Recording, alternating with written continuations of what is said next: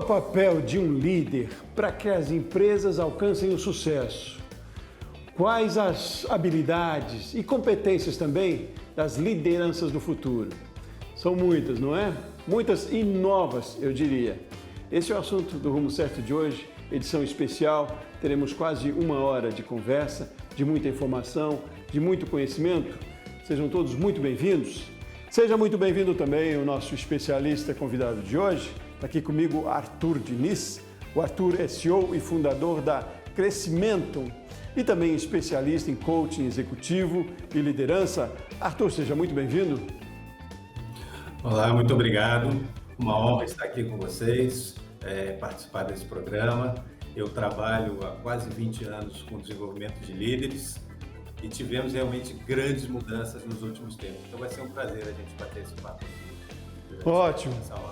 Ótimo, prazer todo nosso ter você aqui conosco. Obrigado pela sua disponibilidade, a gentileza de aceitar o nosso convite. Eu tenho certeza que você tem muito a agregar, muito a compartilhar de conhecimento aqui, valiosíssimo para outros empreendedores também. Então, Arthur, antes da gente começar a conversa propriamente, aí com foco em liderança, queria conhecer um pouquinho mais da sua trajetória, do seu trabalho, o que é a Crescimentum também, o trabalho que vocês desenvolvem na empresa. Perfeito. Bom, eu trabalhei durante muitos anos no mercado financeiro antes de fundar a Crescimentum. Então, e depois de trabalhar em alguns bancos, em 2003 eu larguei o mercado financeiro e tive aquela crise de perto dos 40 anos, que eu estou contribuindo para a humanidade, para um propósito diferenciado, o que eu quero fazer de diferente na minha vida, e resolvi trabalhar com desenvolvimento de líderes. Então eu fundei a Crescimentum, inicialmente com trabalhos de coaching executivo, e que depois foi sendo ampliado para treinamentos, educação corporativa, coaching, mentoring, gestão de cultura organizacional, e desde então a Crescimentum vai fazer 20 anos esse ano e hoje ela é uma das maiores empresas de educação corporativa do Brasil. E aí vocês prestam cursos, como é que é a relação de vocês com os clientes, como é que acontece? Legal. Nós trabalhamos com empresas, a maior parte das empresas médias e grandes. Nós damos treinamentos para desenvolvimento de qualquer habilidade comportamental relativa à liderança. Nós desenvolvemos programas de mentoria e coaching para elas. Nós temos cursos abertos, nós temos um curso chamado Líder do Futuro. O Líder do Futuro é um curso aberto de imersão para executivos. Ele provoca transformação completa, ele dá como se fosse um banho de loja no executivo em termos de ferramentas, de comportamentos, de autoconhecimento para desenvolvê-los como líderes. Nós fazemos programas de gestão de cultura, então a gente vai numa organização, faz um diagnóstico de como está a cultura atual, entende com a liderança qual é a cultura desejada e ajuda essa empresa a trilhar o caminho de mudança de cultura. Muitas vezes saindo de culturas tóxicas para culturas mais saudáveis.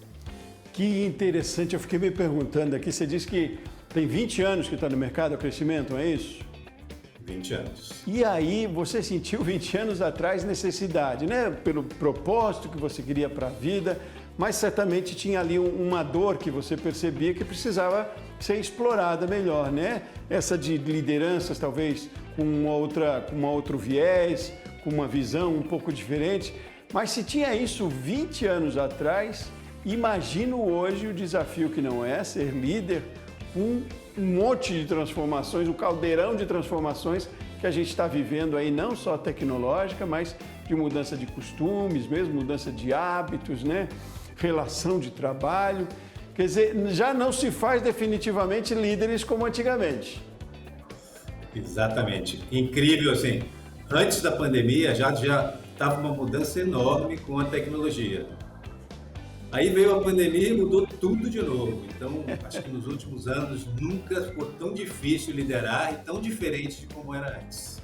Que desafio, Arthur. E onde é que está a grande diferença? Qual é a máxima nessa mudança toda aí? Olha, a mudança pós-pandemia foi uma mudança muito radical. Por quê?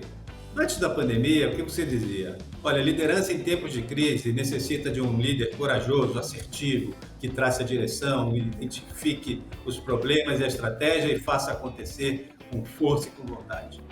De repente, você pega uma situação pós-pandemia, com o mundo tendo passado por um momento de doença, de medo, de isolamento, grande parte das pessoas com problemas de saúde mental, com problemas de medo de sair de casa, tendo perdido parentes, e você tem que liderar num contexto que também mudou em relação a trabalhar presencialmente versus trabalhar em casa, versus fazer um trabalho híbrido.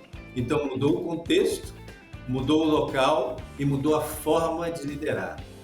O que antes precisava de assertividade, hoje você precisa de um líder cuidadoso com as pessoas, de um líder que entenda como ajudar essas pessoas a se sentir seguras o suficiente para performar. Assim, as habilidades são muito distintas e assim, eu estou procurando todos os dias com esses desafios. Como é que eu faço? Como que eu desenvolvo uma cultura se as pessoas estão em casa ainda ou parcialmente em casa?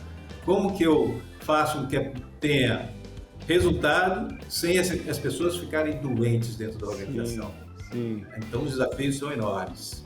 Não, e continua valendo a máxima de que tem que dar resultado, né? Essa que é a questão. O líder continua tendo que ser um cara pragmático ainda, porque essa habilidade técnica que ele tem que desenvolver. Mas aí trazer mais essas outras habilidades pode parecer uma sobrecarga, claro, também, mas é uma adaptação necessária e produtiva também. É necessário pensar nisso da forma positiva, né? Como benefício também, né, Arthur?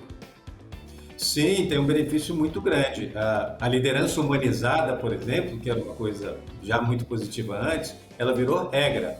Hoje, se você não tiver uma liderança humanizada, metade da sua empresa fica doente, a outra metade pede demissão, porque também nesse novo contexto muita gente mudou de vida, muita gente trocando de trabalho, muita gente desistindo. Então, um contexto bem volátil, no qual uma liderança negativa ou tóxica pode causar prejuízos enormes. Aí o resultado vai para o brejo. Arthur, tem um fator geracional nessa questão também aí? Essa moçada mais nova aí na casa dos 30 e quando muito, tem uma outra visão de trabalho, diferente da gente aí que buscava carreira, ou até de nossos pais, talvez que buscassem uma estabilidade mais no trabalho. Essa moçada não tem mais tanto essa preocupação, né? Tem a preocupação de fazer, sim, produtivo, sim, mas tem outras questões que não tínhamos, talvez. Isso também tem influenciado, Arthur? Isso também influencia e também ficou mais forte pós-pandemia. Essa moçada nova, ela quer propósito, quer contribuir, mas não quer se comprometer, por exemplo, trabalhar numa empresa e fazer carreira pro resto da vida, e quer ter liberdade e flexibilidade para trabalhar. Atingir resultados com liberdade e flexibilidade e qualidade de vida, ligado a um propósito. Então, eu tenho uma turma nova que a gente precisa liderar também de forma diferente. Agora, as empresas novas, empresas que estão surgindo, grandes corporações, talvez elas já tragam isso no seu DNA, né? Estão sendo criadas agora com essa máxima que precisa ser respeitada. O meu questionamento, a minha dúvida é empresas tradicionais que estão dando certo, por um lado, financeiramente. Como você tem trabalhado isso para fazer, quase que convencer ou fazer entender de que é preciso uma nova visão, que ela é mais produtiva, que ela dá rendimento também no final das contas? Quer dizer, é até métrico isso, né? É possível hoje em dia mensurar o resultado de uma liderança mais eficiente e com esses valores à frente. Mas empresas mais tradicionais, como é que é o nosso cenário? Estão conscientes disso já? A gente está preparado para essas mudanças, Arthur? Olha, o que eu vejo de sofrimento Tem empresas tradicionais que se adaptaram rápido, mas tem empresas que estão tendo muita dificuldade e existe uma certa guerra fria entre lideranças e profissionais dentro das organizações. Esses líderes mais tradicionais têm muita dificuldade de conviver com trabalho híbrido ou com trabalho teletrabalho, né? Pessoas trabalhando em home office. E o que acontece? Para eles é muito desafiante. Então, o que a gente tem quando faz pesquisas os líderes não acreditam no trabalho em casa. E os liderados dizem que a performance e produtividade deles é muito maior no modelo híbrido ou no modelo à distância. E fica essa disputa entre esse novo modelo com do antigo nessas empresas tradicionais.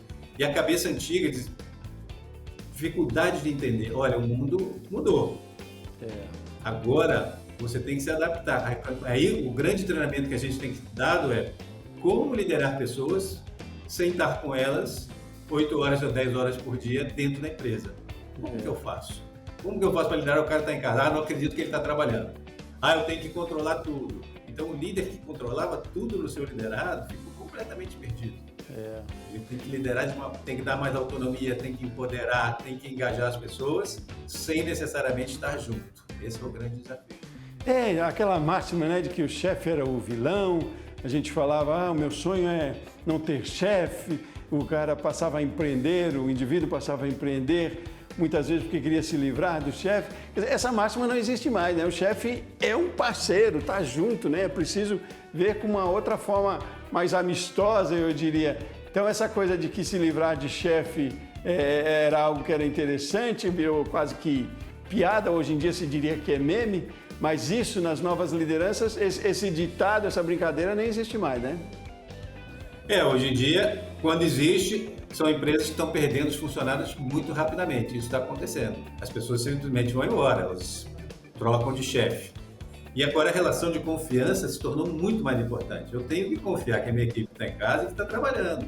Eu tenho que basear o resultado para analisar se isso está produzindo ou não. E não mais o que eu estou vendo, se está fazendo, se está puxando meu saco, se está fazendo outras coisas só para aparecer.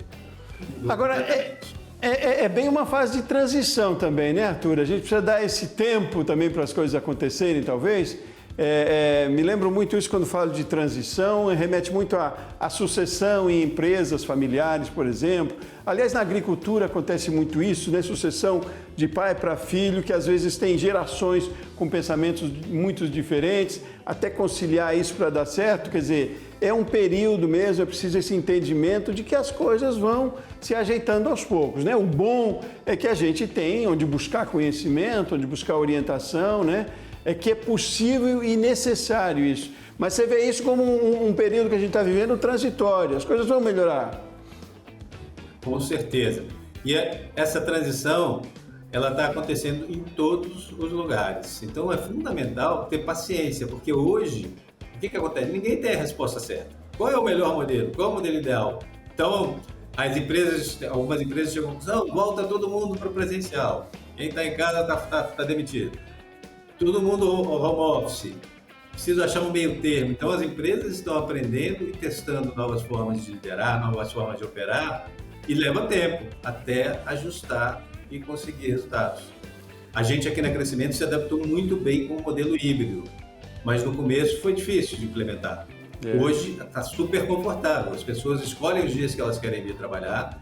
No começo o escritório ficava vazio, depois, a partir do momento que as pessoas foram se acostumando com esse modelo, agora o escritório já está ficando mais cheio até, a gente não sabe quanto tempo vai dar o espaço para todo mundo trabalhar aqui.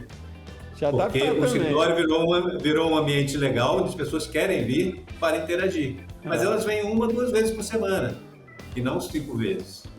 Mas então, é bom esse isso. híbrido fica legal e é divertido e produtivo. É bom essa liberdade, né? E se eles estão voltando é porque é bom esse ambiente também. E isso dá resultado, isso é produtivo. Agora tem uma curiosidade, como é que tem acontecido o contato seu com os clientes da Crescimento?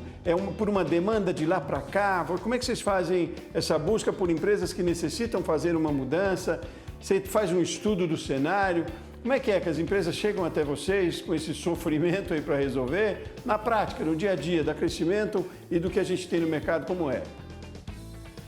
Olha, hoje a Crescimento já é uma empresa muito conhecida no mercado, então grande parte dos clientes eles vêm nos procurar por indicação de outros clientes ou por conhecer o nome do mercado e as dores estão aumentando, então eles vêm nos procurar e aí a gente ajuda, sendo que sempre tem uma primeira fase para entender, que é uma fase de diagnóstico.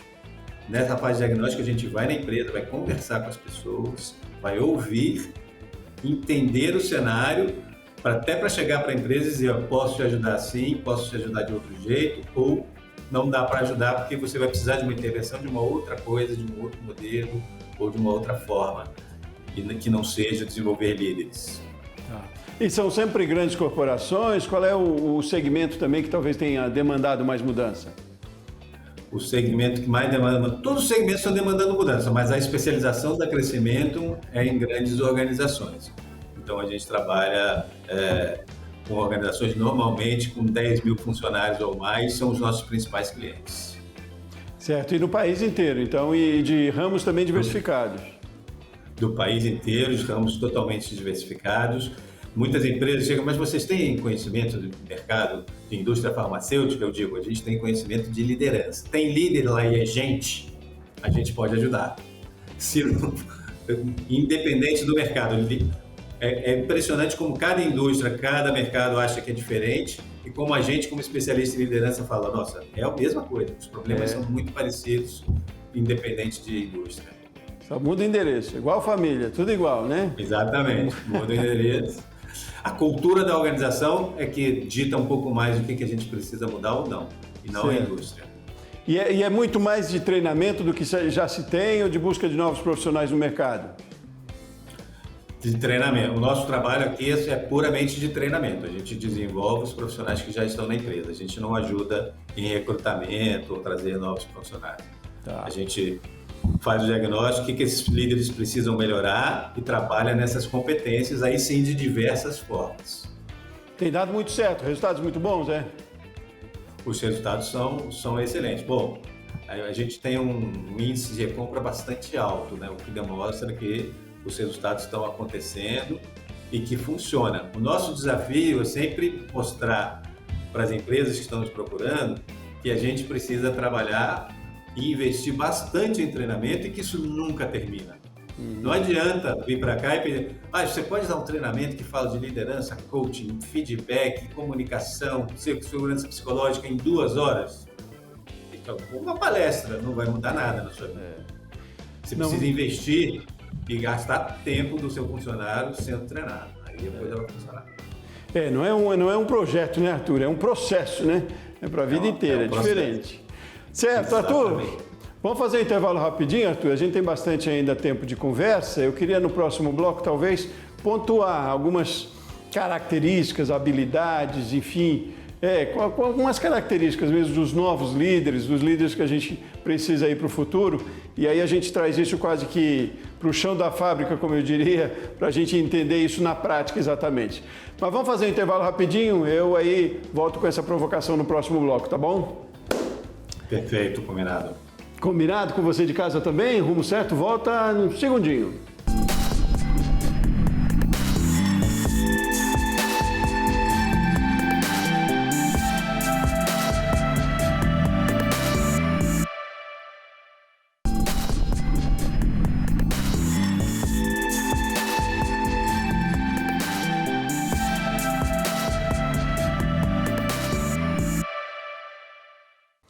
De volta com o Rumo Certo, hoje nós estamos falando de liderança, o papel dos líderes dentro das empresas e o futuro também, quais as lideranças do futuro, que características, que habilidades, que competências devem ter.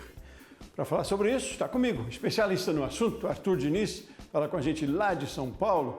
Arthur, então, a gente deu uma explanada, quase que conceito aí no primeiro bloco, né, do que é importante, do que hoje o mercado está pedindo também, do desafio que é ter lideranças comprometidas com uma outra visão, além do pragmatismo do resultado.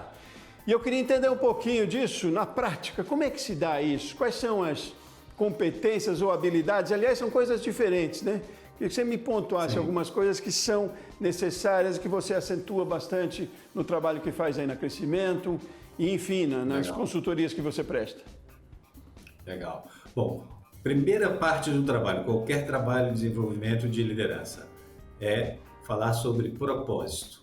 Um líder sem propósito, ele fica meio que perdido. E a equipe também fica perdida, sendo liderada por uma liderança que não sabe exatamente por que está fazendo aquilo. Então, se o propósito dessa pessoa está conectado com fazer um mundo melhor, com mudar a sociedade, com transformar, com cuidar de pessoas, com desenvolver pessoas, fica muito mais fácil o trabalho de liderança. Mas uma parte mais importante de ter um propósito é o seguinte: o líder precisa saber por que ele levanta da cama todos os dias. O que move ele? O que faz esse líder ou essa líder levantar com paixão, a fim de fazer as coisas. Porque o líder ele tem que engajar as pessoas, certo? Ele tem que motivar, ele tem que fazer com que essas pessoas trabalhem com paixão. Sim. Se ele não estiver apaixonado, se ele não tiver com tesão, né, afim, a coisa não funciona. Então, a primeira fase de um trabalho de líder é sempre isso. Qual o seu propósito? Qual a sua visão de futuro? Aonde que você quer chegar? Como líder, como ser humano, como pessoa. Porque enquanto não tiver essa motivação clara e a clareza de que, independente do seu propósito estar conectado ou não com a sua empresa, se você tem um propósito como ser humano, de cuidar das pessoas, de melhorar a vida das pessoas, você vai chegar lá motivado, olhando nos olhos das pessoas, brilhando, falando, gente, vamos fazer as coisas acontecerem, nós vamos mudar o mundo, nós vamos fazer isso, nós vamos fazer aquilo, mas transbordando essa paixão e essa motivação. Então, esse é o primeiro passo mais importante. Tá. Depois disso, fala. Não, então, né, eu quero fazer uma intervençãozinha aqui, porque com esse propósito, com esse sangue bom nos olhos que a gente tem que ter enquanto líder e levantar motivado e para a empresa motivado, como equilibra isso, como administra isso com os problemas do dia a dia ou até com aquela outra questão lá que a gente falou do pragmatismo, com o resultado ao mesmo tempo? Porque você, no dia a dia, tem um desafio, né? De desafios da empresa, problemas, às vezes problemas técnicos, de processos que naquele dia talvez não funcionaram. Quer dizer, é uma transformação, é um desafio muito grande você trazer essa motivação, essa vontade de fazer, enquanto que os problemas te atropelam ao mesmo jeito. Então tem também uma técnica, quase que eu diria aí, de equilibrar isso, saber resolver os problemas, administrar com mais competência, ver mais resultado do que problema, ver mais o copo cheio do que vazio. Quer dizer, como faz isso para manter essa motivação? Legal. Bom, o primeiro passo, assim, essa clareza de propósito tem que ser grande e ele tem que ser motivador. Eu digo na minha vida com muita certeza, eu tenho duas vidas, uma antes de saber meu propósito e a outra depois de começar a desenvolver, trabalhar e refletir sobre o meu propósito todos os dias. Eu brinco que eu nunca mais precisei trabalhar, eu só preciso cumprir meu propósito. Maravilha. Então, essa clareza de propósito e a certeza é o seguinte, o propósito está muito ligado com quem eu sou e com quem eu quero ser. Não tem nada a ver com o meu trabalho. Então, vai ter problema, vai ter gente que gosta de mim, vai ter gente que não gosta de mim, vai ter coisas que dão resultado, vai ter coisas que não dão resultado, mas todas as noites eu reflito, eu estou sendo a pessoa que eu quero ser, estou cumprindo meu propósito. E eu gosto de refletir assim, o que eu fiz hoje que está 100% congruente com o meu propósito? E o que eu fiz hoje que está um pouco desconectado? E aí no dia seguinte levantar de novo com essa mesma força. Tendo isso claro, aí vem os modelos mentais. Algumas coisas que você falou estão muito relacionadas com modelos mentais sobre a vida. Então esse é o segundo parte do trabalho que a gente faz com essa liderança, refletir sobre modelos mentais. Quais são os modelos mentais que estão te ajudando e quais que estão te atrapalhando? Porque a vida vai te gerar um monte de experiências. Como você vai reagir a essa experiência, aos problemas, ao estresse, a coisas que não funcionam, está totalmente relacionado com os seus modelos mentais. É aquilo que você acredita. Eu conto sempre uma história de um acidente de carro. 2 carros de manhã em São Paulo, correndo para o trabalho, batem, dá uma batida, os 2 carros se arrebentam todos, perda total nos 2 carros. O primeiro motorista sai do carro e fala, putz, plena segunda-feira, eu estava indo para uma reunião importante, perdi a reunião, meu carro está destruído, como eu sou azarado. Se a segunda-feira começou assim, imagina o resto da semana. O segundo motorista desce do carro e fala, nossa, eu estou inteiro. Incrível, qualquer um que olhar para o estado do meu carro ia achar que eu estou morto. Nasci de novo, como eu tenho sorte. Olha, se a semana começou assim, eu ganhei mais uma vida, eu tenho que aproveitar cada minuto. Que vida maravilhosa que eu tenho. Então, o modelo mental vai definir o que esse líder faz. O que a gente faz é ajudar esse líder a construir quais modelos mentais que ele quer manter para a vida dele e quais ele gostaria de mudar. Tudo isso vem antes das competências, porque o que faz um líder extraordinário não é o conhecimento de ferramentas, competências e habilidades. É modelos mentais que fazem dessa pessoa imune, digamos assim, às durezas do dia a dia. Essa pessoa tem modelos mentais que só fortalecem.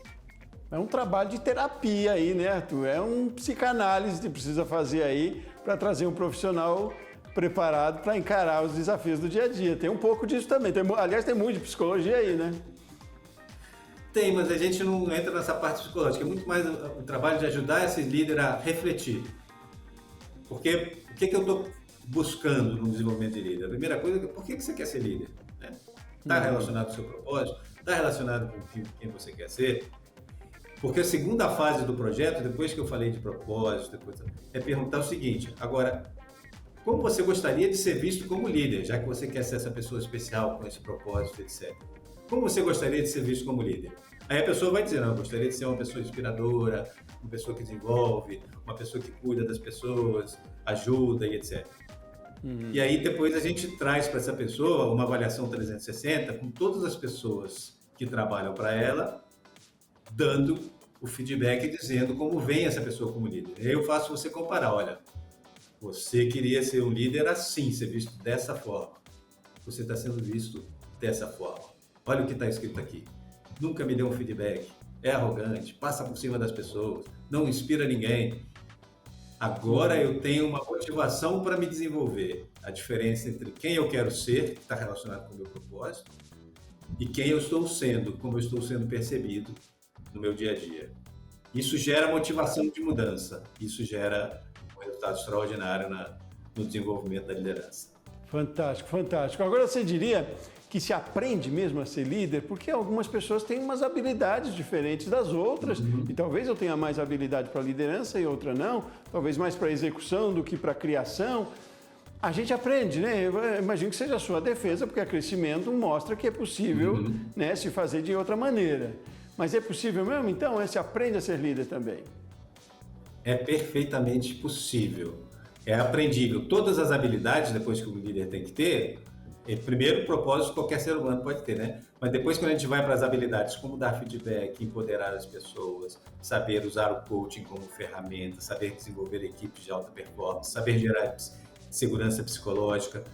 Para tudo isso existem ferramentas, o que fazer e o que não fazer. É claro, como qualquer outra coisa na vida, tem pessoas que nasceram com mais facilidade ou com algumas habilidades que vão facilitar esse processo e outras pessoas que vão ter mais dificuldade de se desenvolver como líderes. Mas é perfeitamente possível. E o que eu digo sempre nos nossos treinamentos é: eu também não vou comparar você com outros líderes, nem você precisa ficar se comparando com outros lideranças. O que você precisa dizer é o seguinte: dá para você ser um líder melhor do que você é hoje? Isso não tem nenhuma dúvida. E a partir daí, dá para se desenvolver constantemente, melhorar sempre? Dá. Então, se hoje eu estou sendo um líder melhor do que eu fui ontem e pior do que eu vou ser amanhã, com certeza o desenvolvimento está acontecendo e eu estou me tornando um líder ou uma líder cada vez melhor. E esse é o objetivo principal. Que bom. Me fale de outras habilidades aí. A gente tem trazido aqui para discussão às vezes, com outros especialistas também, quando se fala de liderança, um ponto importante que é a confiança que se tem, né? O líder, ele é uma referência, né? Às vezes é mais o exemplo do que enfim, o modo de operar exatamente, né? A ação que se faz, mas é o exemplo, né? A gente está sempre como referência àquela figura lá, né? Não é o que vai mandar, o que impor, né? Aliás, tem que ser orgânica essa relação. Mas que outras habilidades, então, você destacaria também? Olha, o primeiro objetivo de um líder é gerar relação de confiança. E aí, para isso, o que precisa de habilidades? Ele precisa ter, primeiro, os valores muito claros, mas ele precisa saber dar um bom feedback. Essa é uma das ferramentas mais importantes que existe na liderança.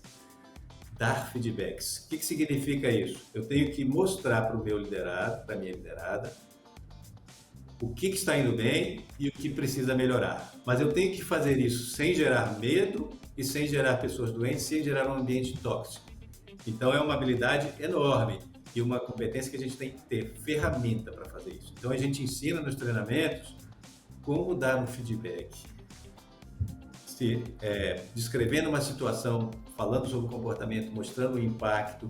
Tem técnica e tem uma técnica bem profunda. Então essa é uma habilidade, assim, talvez a mais importante. Mas sempre, essa habilidade é fácil de eu te ensinar.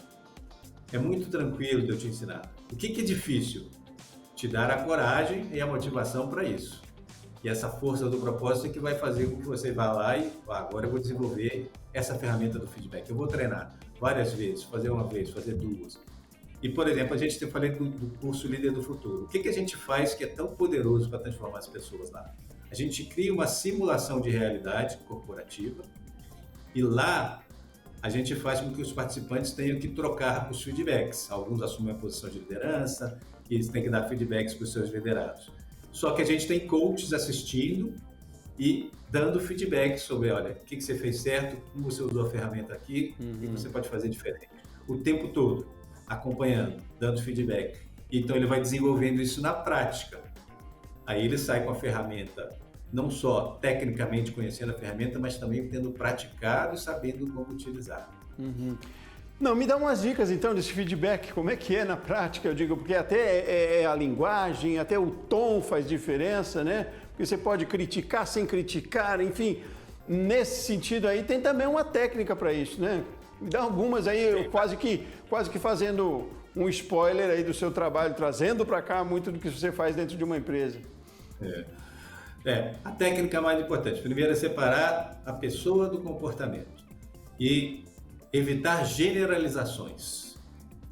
Qual é a generalização? Ao invés de falar, você fez isso de errado, ou precisa melhorar, ou fez alguma coisa diferente, eu digo, olha, você não é uma pessoa muito objetiva. Aí o cara diz, o que é objetivo? Quando eu sou objetivo? Não sei. Você é muito agressivo. Então, eu, ao invés de falar sobre o comportamento que a pessoa teve e como ele foi negativo, eu generalizo e julgo a pessoa.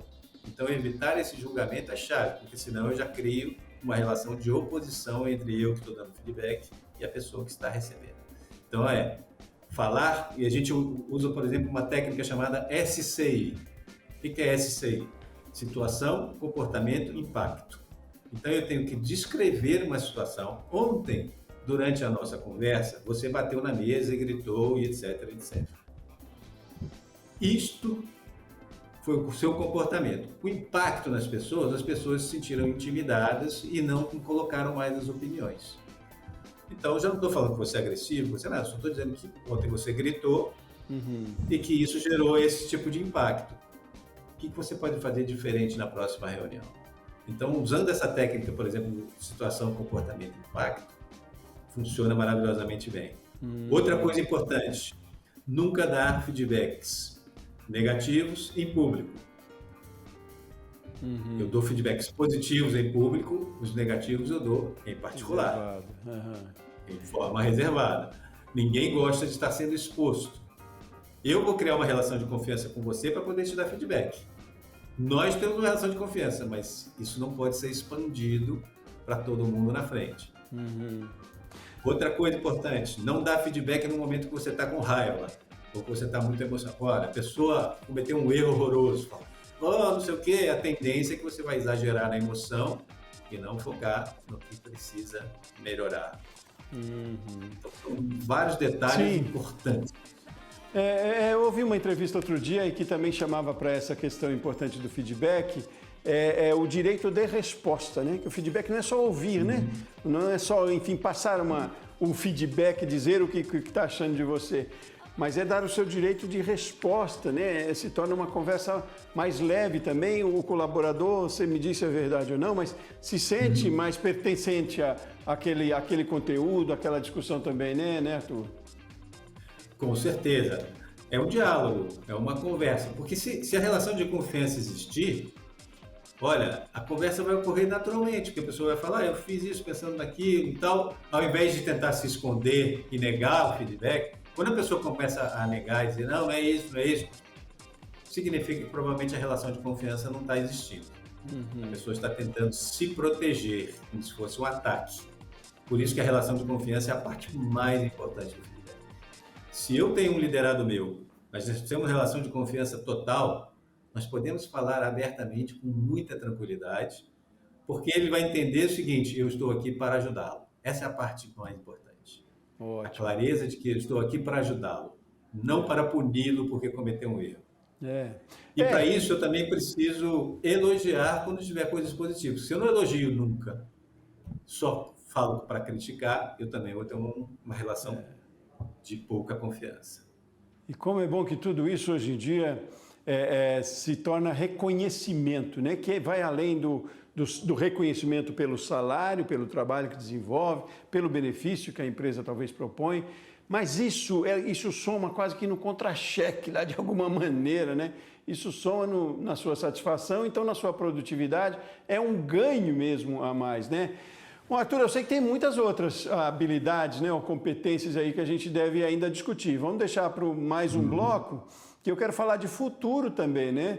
Como serão os líderes do futuro?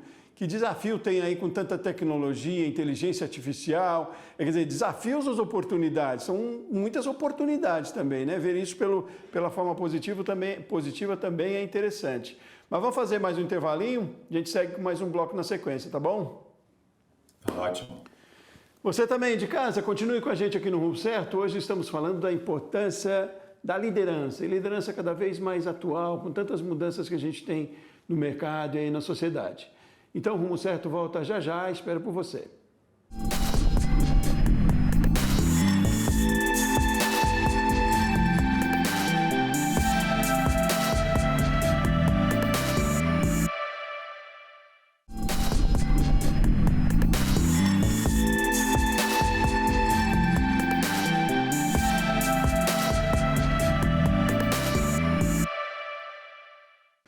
De volta com o Rumo Certo, estamos falando hoje sobre liderança dentro das empresas, qual o comportamento, as habilidades, as competências das lideranças, hoje e no futuro também. O especialista está trazendo informação para a gente, o Arthur Diniz, desde o primeiro bloco.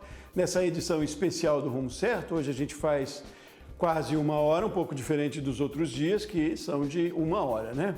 Mas é dada a importância, a gente tem falado muito já aqui no Rumo Certo, sobre esse ativo forte nas empresas, que são as pessoas, e aí liderança também, o papel fundamental das lideranças aí até para a competitividade das empresas, né? Para o sucesso dos negócios também.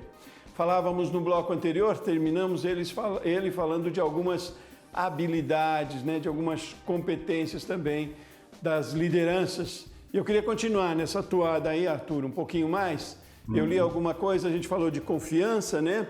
No feedback, o quanto é importante a gente criar essa relação de confiança, né? E, aliás, isso vale também até, né, Arthur, para caso não seja a situação do colaborador continuar na empresa, né? Até um retorno pode ser positivo dessa forma, porque pode haver um direcionamento para um outro lugar. É possível também esse entendimento e isso não é visto como uma coisa ruim, né, Arthur? É preciso pensar nas várias situações que podem surgir de um feedback, de um acompanhamento mais aproximado e que é valioso para a pessoa, seja qual for o direcionamento, não é? Exatamente. A experiência que eu tenho é que quando essa relação de confiança se desenvolve e o feedback é constante, dificilmente o processo até de saída, quando a pessoa precisa sair, ele é conflituoso, porque ele é um processo que vai sendo conversado. A relação de confiança só vai funcionar se existir honestidade por parte do líder. Então ele vai dar feedbacks sinceros, constantes e vão construindo esse desenvolvimento da pessoa. Se por acaso a solução no final for temos que sair da empresa ou trocar de área porque aqui não funciona, não encaixou, isso vai ser um processo que naturalmente vai ser puxado às vezes pelo próprio funcionário e normalmente não é tão conflituoso. O que gera conflito? A ausência de feedbacks, muitos líderes falam isso. A ausência de feedbacks porque não tem coragem de ter uma conversa sincera e aí depois quer demitir. E aí na hora que demite, nem quer explicar por que está demitindo. Ainda liga para o recurso humano e demite aí porque eu não posso conversar com a pessoa. Então aí a gente gera os conflitos e os problemas na organização. Ô Arthur, o feedback ele tem que ser considerado para acontecer diante de uma situação, ou você defende um procedimento, quase que uma sistematização, de tempos em tempos, toda semana, todo mês, temos que parar para isso, independente de alguma situação talvez conflituosa, ou mesmo que seja de muito relevância, positiva, dar esse feedback. Como é que, eu digo porque essa iniciativa do feedback, ela é do colaborador, ela é do líder, pode ser das duas partes também, como é que acontece? Olha, excelentes perguntas. Vamos parte a parte. Primeiro, a iniciativa pode ser, o líder tem a obrigação de dar feedback, de criar esse espaço. Agora, quando o liderado pede feedback, o feedback vai ser sempre melhor. ou seja, a relação de confiança já foi para um ponto que o liderado pede esse feedback. Com que constância isso pode ou deve acontecer? Aí a gente ensina uma outra técnica. A gente ensina aos líderes o seguinte: como identificar diferentes perfis comportamentais. Então, eu aqui na empresa, por exemplo, tenho 9 liderados. Cada um deles eu tenho uma constância de feedback diferente, uma forma de dar feedback diferente, uma forma de tratar esse assunto distinta. Tem pessoas que precisam de reuniões regulares muito próximas. Tem pessoas que, se eu fizer reuniões regulares muito próximas, não vai me aguentar. Então, eu tenho que identificar o perfil e conversar com a pessoa e ir ajustando a minha técnica de liderança para o perfil comportamental desse meu liderado, dessa minha liderada. Isso vai fazer com que a coisa funcione. A pior estratégia de dar feedback é dar igual para todo mundo. Ótimo. Não, é uma personalização quase, né? É uma personalização. Ótimo. Agora, o que a gente vê...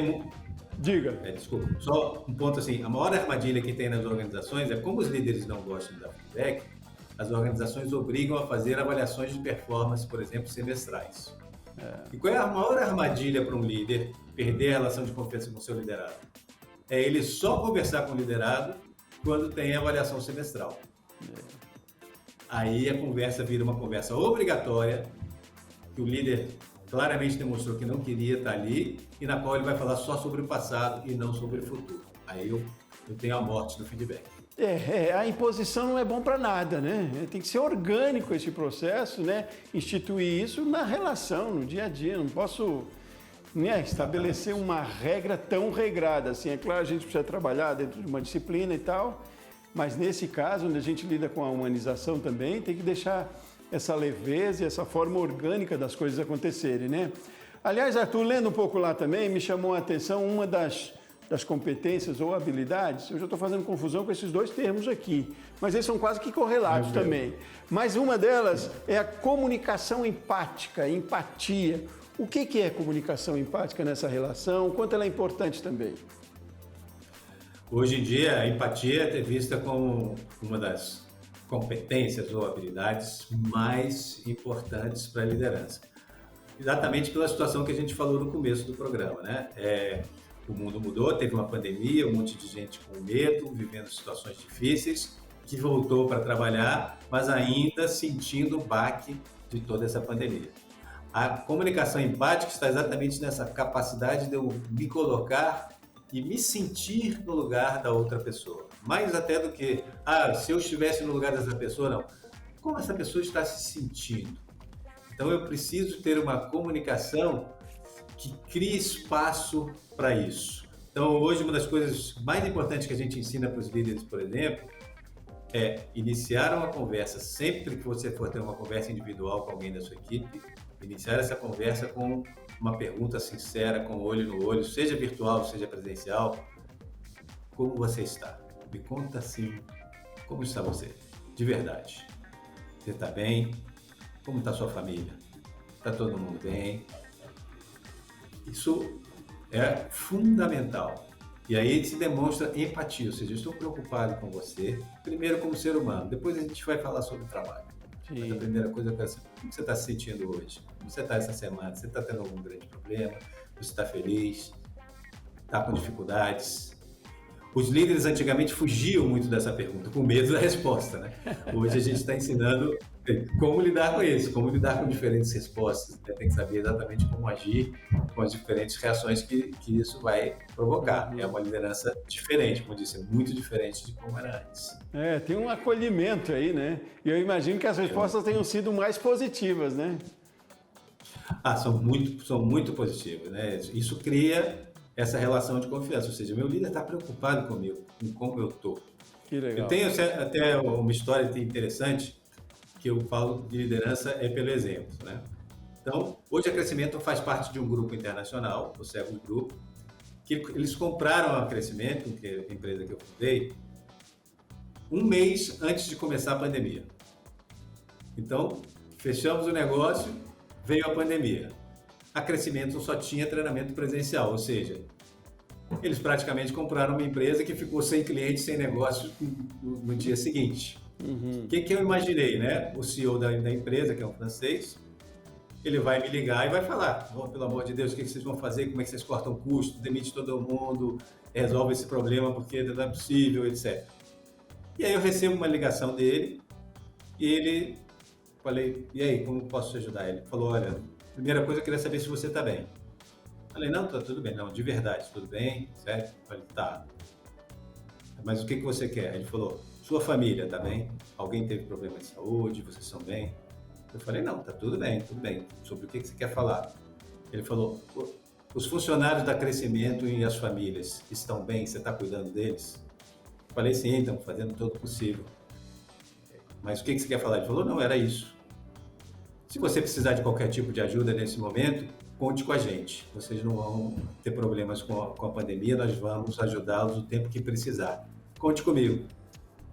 Ele falou tchau. Eu fiquei olhando. Agora imagina a minha admiração e o quanto eu estou disposto a trabalhar com ele, com essa pessoa na liderança. Conquistou você, com certeza. Essa é a liderança do futuro. Então, falando no futuro aí, com tanta tecnologia, com tanta mudança, com chat GPT que se propõe a querer resolver tudo, enfim, que é bom que a gente tenha aí tecnologia para aliada, né, para ser a nossa aliada. Mas qual é esse líder do futuro lidando com tanta mudança, com tantos desafios cada vez maiores? É isso. Hoje a capacidade de adaptação, flexibilidade e de aprendizado de novas habilidades é a competência número 1, se você me perguntasse, Zé, de qualquer profissional. Aí esquece liderança ou não liderança, qualquer profissional.